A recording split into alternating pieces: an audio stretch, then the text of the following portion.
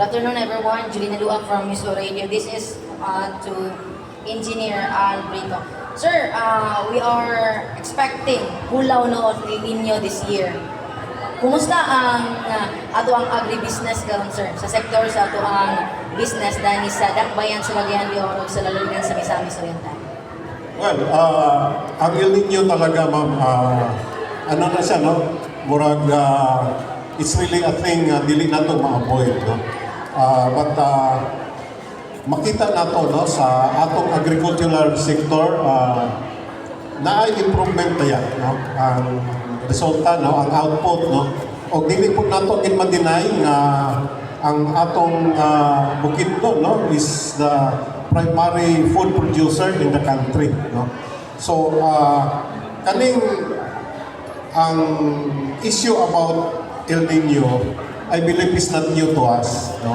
And I do believe kaning atong mga farmers, no, labi na gid ding atong Department of Agriculture, no, is always in consultation with them, no, na i-address gyud ang mga issues before nga makaapekto, no, sa ilang paningabuhian labi na gid sa latang sa agrikultura, no.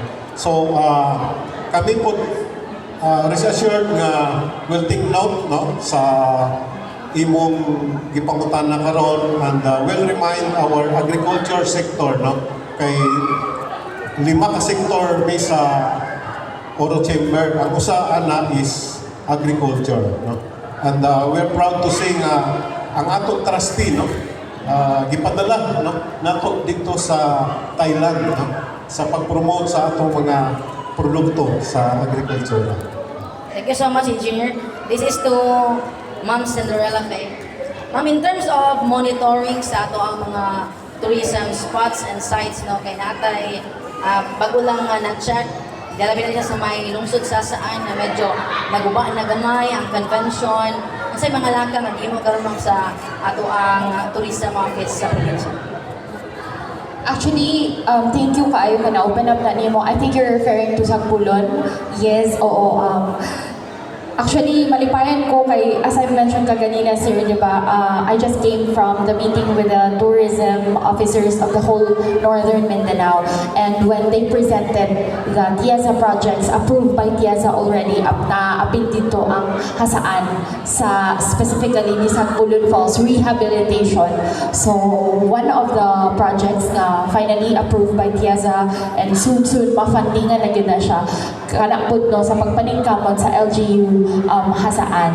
So, with regards to your concern, naa nagibuhat nga mga lakang ang LGU as to that. But of course, for their sites for maintenance, also operations, atong giauhag yun ang ato ang mga tourism officers nga to double their efforts kay kita man siguro tanan nga mga LGUs nga problema gyud sa kwarta. Murag grabe gyud pud ang ato ang challenges, most especially no nga adunay crisis sa gasolina fuel crisis.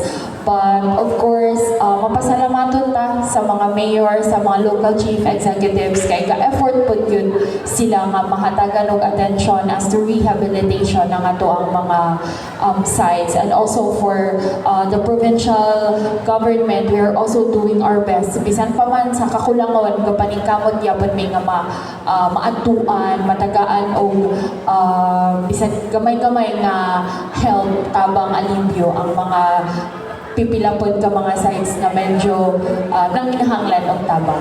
Thank you, ma'am. Thank you, everyone. Thank you very much.